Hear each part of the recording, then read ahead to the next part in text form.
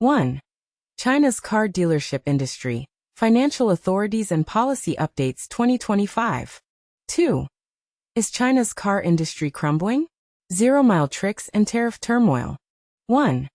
China's car dealership industry, financial authorities and policy updates 2025.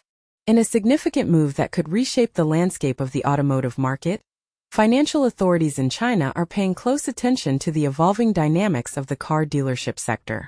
According to statements from the National Auto Dealers Association, officials from both the central bank and the financial regulatory body are actively considering a range of policy options to address the current trends and challenges faced by this industry. This revelation came to light during a symposium held on Wednesday, where key figures from the government and industry stakeholders gathered to discuss the future of car dealerships in China. The National Auto Dealers Chamber of Commerce shared this information in a statement released on Friday, highlighting the importance of these discussions in shaping the regulatory framework that governs the dealership landscape. But here's where it gets controversial. As the industry grapples with rapid changes, including shifts in consumer behavior and technological advancements, the question arises, what role should government intervention play? Should authorities step in to regulate the market more strictly, or would that stifle innovation and competition? This is a pivotal moment for the automotive sector, and the implications of these discussions could resonate far beyond the dealership floor. What are your thoughts on the balance between regulation and free market dynamics in this context? Do you believe that increased oversight will benefit consumers and businesses alike? Or could it lead to unintended consequences? Share your opinions in the comments below. 2. Is China's car industry crumbling? Zero-mile tricks and tariff turmoil. China's automotive powerhouse faces a hidden crisis. But is history repeating itself? The meteoric rise of China's car industry now faces turbulent waters, with Western rivals crying foul over government-backed advantages, while a dangerous game of production shell exposes cracks in the system. Here's the uncomfortable truth. Chinese automakers are resorting to the same desperate tactics that nearly destroyed Western car giants decades ago.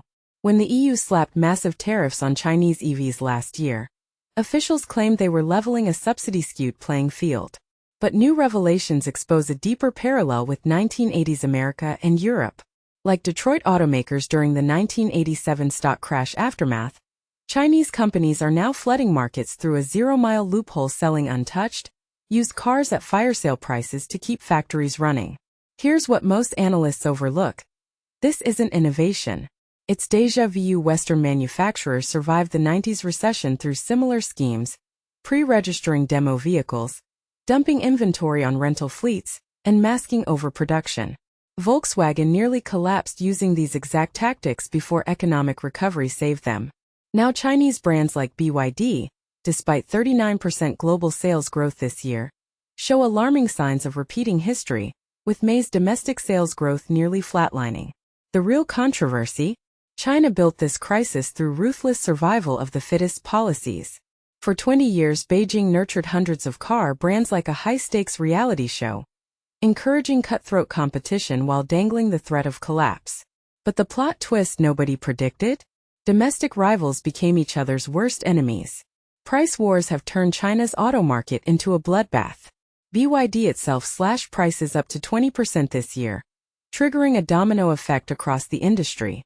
While this pressures Western rivals, it's created a domestic time bomb. 1.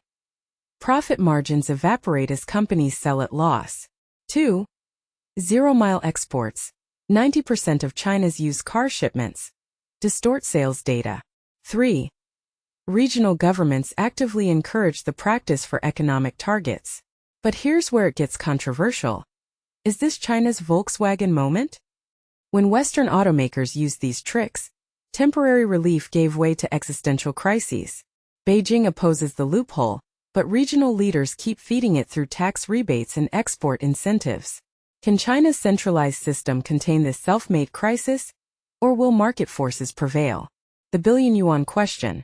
Are we watching a necessary market correction, or the first cracks in an automotive empire? Some argue China's state-backed system makes collapse unlikely.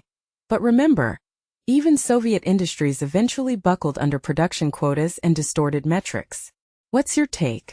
Is China's auto strategy a masterclass in industrial policy, Or a house of cards built on phantom sales and government intervention? Could BYD become the next Volkswagen cautionary tale? Or will Beijing's control rewrite the rules of automotive survival? Share your perspective below. The global auto industry's future might depend on who's right.